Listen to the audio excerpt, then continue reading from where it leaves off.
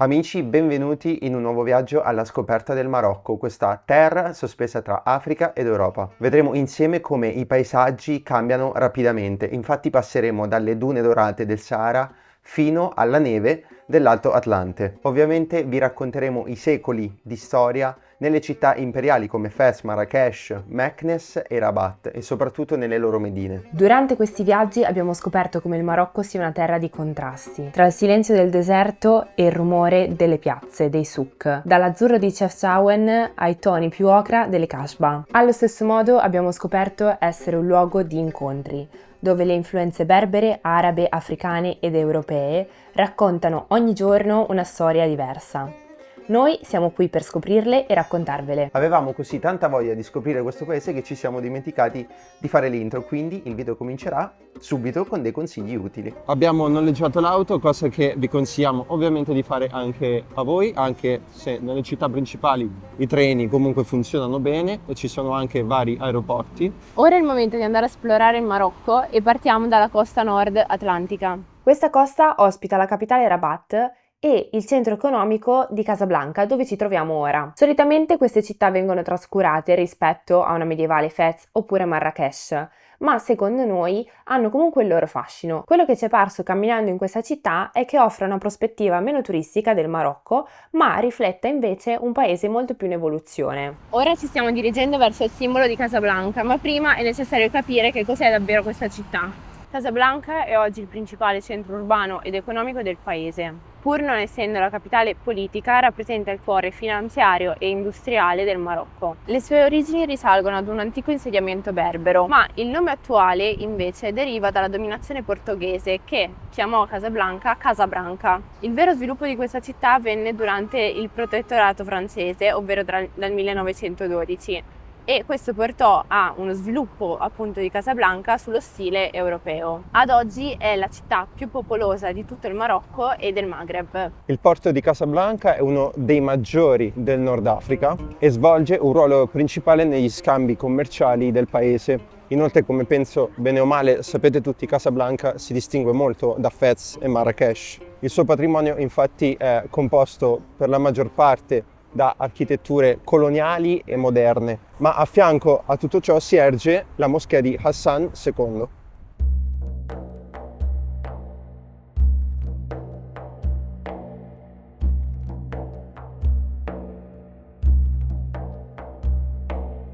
La moschea è stata voluta e costruita da re Hassan II e pensate che è costata 500 milioni di dollari ed è stata finanziata direttamente dai soldi del popolo marocchino. Infatti negli anni 80 il re volle un edificio simbolo per il Marocco paragonabile alla Statua della Libertà per gli Stati Uniti o al Colosseo per l'Italia. Il progetto si ispira a una frase del Corano, ovvero il trono di Dio fu costruito sull'acqua, ed è per questo che la moschea sorge su un promontorio che è sopra l'Oceano Atlantico. Ospita fino a 80.000 fedeli e la sala principale ne ospita fino a 25.000. Il minareto è alto 210 metri, è il più alto del Marocco e uno dei più alti del mondo. Inoltre dalla sua sommità parte un raggio laser che punta verso la Mecca ed è visibile addirittura a 30 km di distanza. Inoltre questa moschea è high tech perché le porte sono elettriche, il tetto si apre e inoltre tutta la pavimentazione è riscaldabile. A proposito del tetto, il re Hassan II voleva appunto che la moschea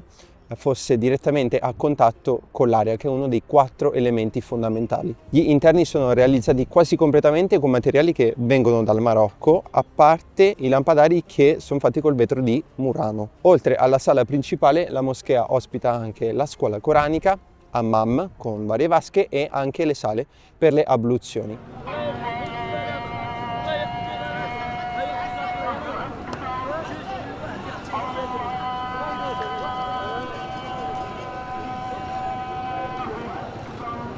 A Casablanca non mancano altre cose da vedere che noi purtroppo per oggi dobbiamo saltare dati i vari imprevisti. Infatti questa città ha 2 medine, quella vecchia e quella nuova, la Medina Habous. Inoltre c'è tutta una parte della città nuova vicino alla Avenue Mohammed che comprende anche il parco dell'Arab League. Prima di lasciare Casablanca per dirigerci a Rabat siamo al centro commerciale Mariane qui sulla marina di Casablanca e prendiamo qualcosa per cena, così è una cosa fatta. Noi abbiamo anche parcheggiato proprio qui, cosa che vi consigliamo di fare perché è molto comodo per la visita della città. Dopo cena ci siamo diretti a Riyadh, a Rabat, dato che il giorno dopo l'avremmo visitata, e anche perché la Mati non stava benissimo, ma poi si è ripresa con una bella dormita. Bentornati nella nostra avventura in Marocco sotto una pioggia abbastanza potente. Stamattina ci siamo svegliati a Rabat, la capitale del Marocco, e da dove partire se non dalla Medina?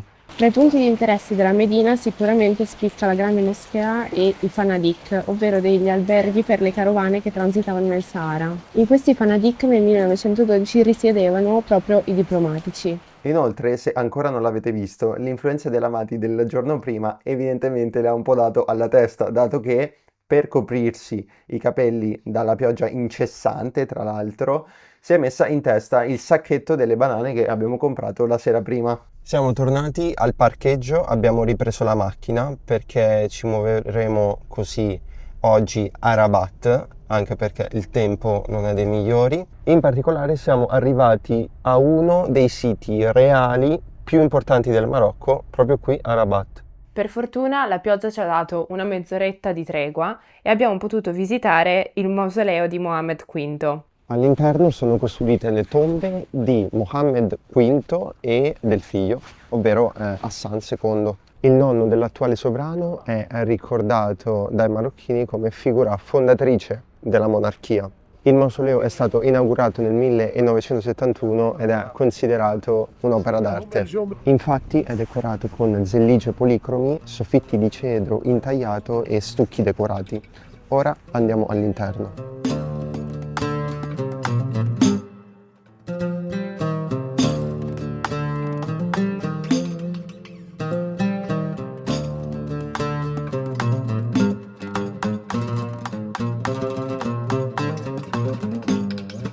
Di fronte a questo mausoleo si erge la torre Hassan, che è alta 44 metri. Una curiosità è che il sultano Yaqub al-Mansur voleva costruire qui la seconda moschea più grande di tutto il mondo islamico. Come potete vedere però questa moschea non fu mai costruita, e questo perché? Perché il sultano nel 1755 morì a causa di un terremoto. Di conseguenza la moschea rimase incompiuta e si possono vedere solo ed esclusivamente le torri, che poi sarebbero state la base solida appunto della moschea. Inoltre, spostandosi verso l'interno di Rabat, si trova il sito di Chella o Cella. Fu occupato prima dai Fenici e poi dai Romani e fu trasformato in necropoli reale nel XIV secolo.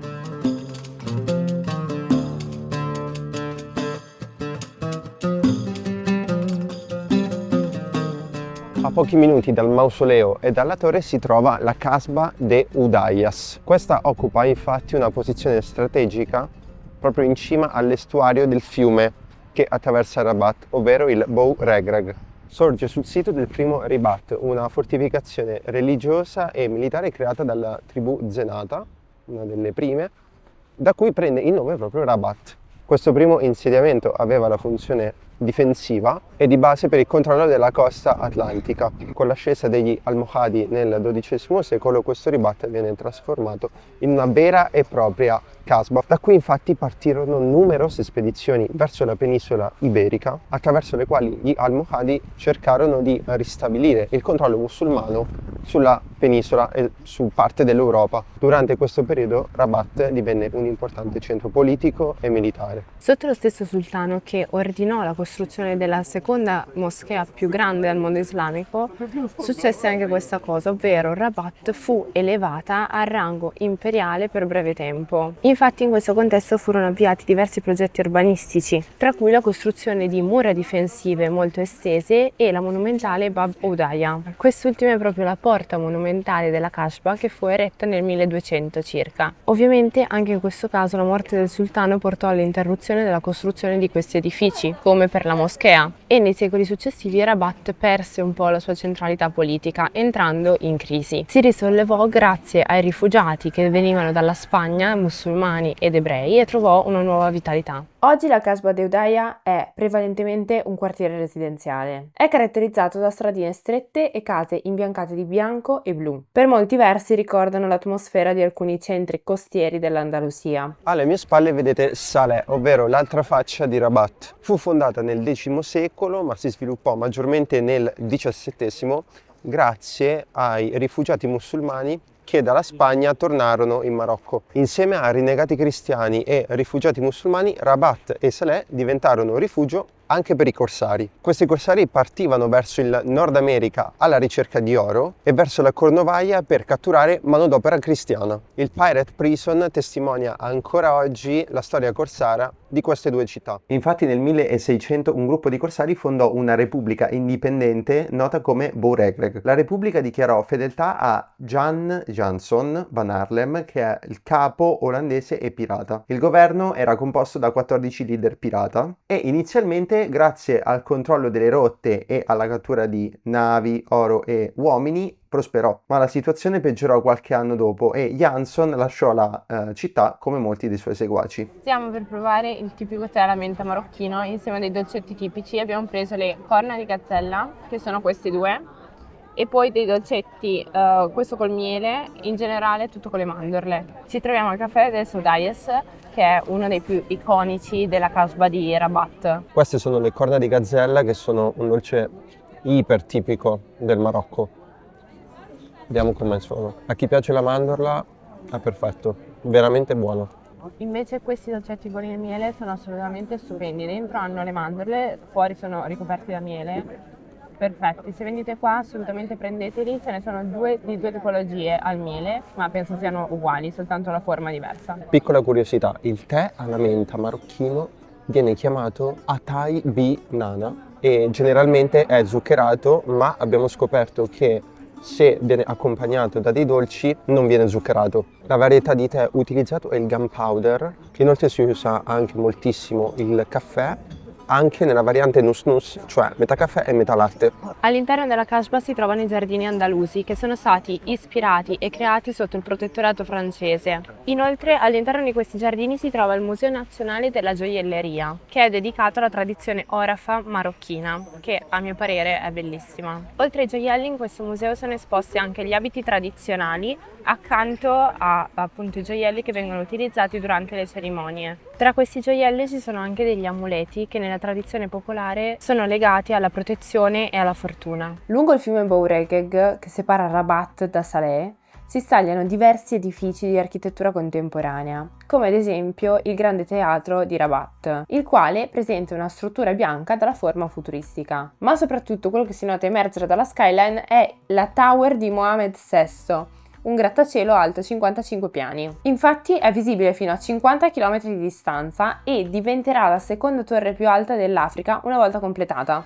Facciamo un pranzo veloce prima di lasciare Rabat, soprattutto perché ci aspettano svariate ore di macchina per raggiungere la prossima destinazione a nord del Marocco. In questo reparto del supermercato vendono varie cose, inoltre vorrei farvi notare il prezzo dei panini.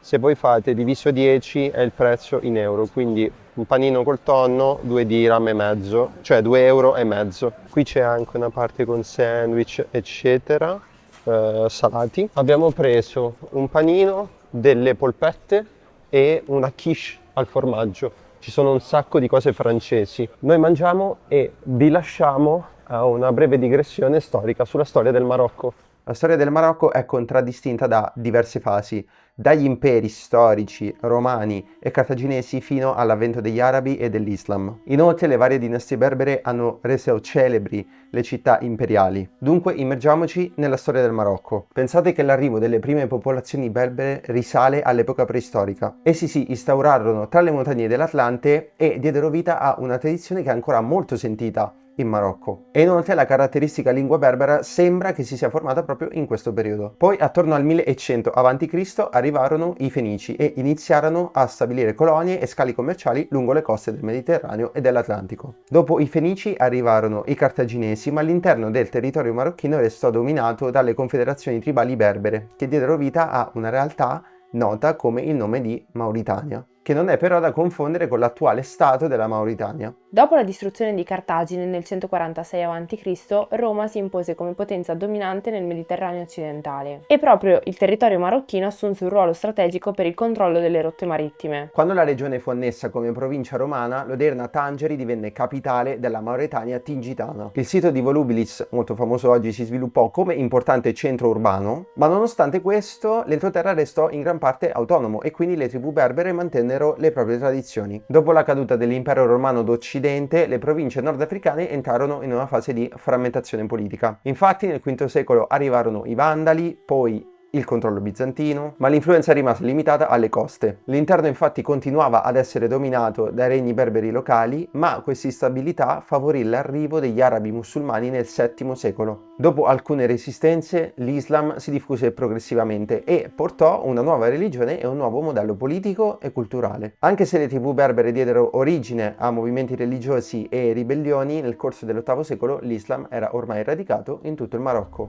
Una cosa che abbiamo notato in questi 2 giorni di Marocco è sicuramente la pulizia sia nelle strade che nelle città.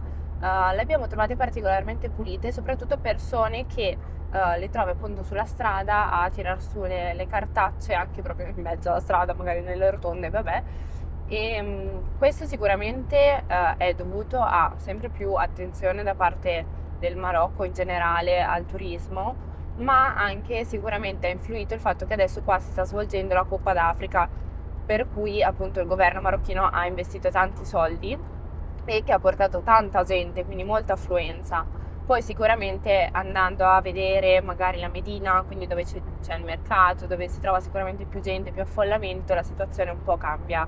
Però per ora ci sembra molto molto pulito. Rispetto a questa mattina il paesaggio è cambiato radicalmente, infatti ci troviamo nel nord del Marocco, tra il Mediterraneo e le montagne del Rif. Queste montagne hanno custodito infatti a lungo la cultura Amazigh e una forte identità e autonomia. Poco lontano da qui si trova Tangeri, che è una città di passaggio tra l'Europa e il Marocco. A differenza di Tétouan, che è una città bianca riconosciuta anche come patrimonio dell'UNESCO, Chefchaouen è una città completamente blu e quindi si riconosce dalle case che spiccano per il loro colore. Inoltre Chefchaouen è stata a lungo sede della resistenza Amazigh e proprio tra questo asse tra mare e montagna si trova Tétouan, dove ci troviamo ora, dove si vede per la maggior parte l'eredità del protettorato spagnolo. L'impatto con la Medina di Tétouan è stato molto particolare rispetto agli altri. Infatti col senno di poi è stata una delle medine più local di quelle che abbiamo visitato. Possiamo dire con certezza che eravamo gli unici turisti in questa città in quel momento, la cosa ovviamente ci ha fatto piacere perché abbiamo potuto vivere appieno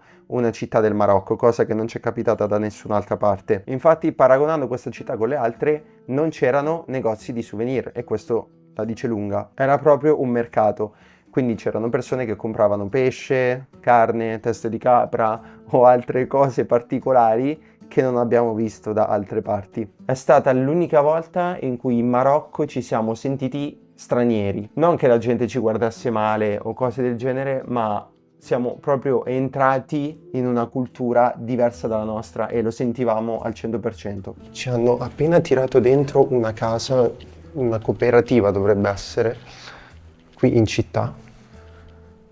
E credo che dovremmo comprare qualcosa dopo. Dalla vista della casa della cooperativa vi spieghiamo un po' Tétouan. È una città costruita e ricostruita moltissime volte e si vede benissimo dall'architettura. La città fu originariamente abitata dalla tribù Amazigh nel III secolo a.C. e poi arrivarono come sempre i Romani. Dall'VIII secolo divenne punto di incontro fondamentale tra Andalusia e Marocco. Solo dopo il 1492 però la Medina fu ricostruita grazie ai musulmani in fuga dall'Europa. Nel 1860 fu brevemente occupata dagli spagnoli e nel 1913 divenne capitale del protettorato spagnolo in Marocco. Oggi è domenica e purtroppo è chiusa, ma si insegnano le varie tecniche di lavorazione del legno, lavorazione del ferro, incisione del bronzo, insomma tutte queste arti manuali che hanno reso Tétouan famosa. Molti di questi mestieri sono tramandati di generazione in generazione, ma con la morte dei Malem,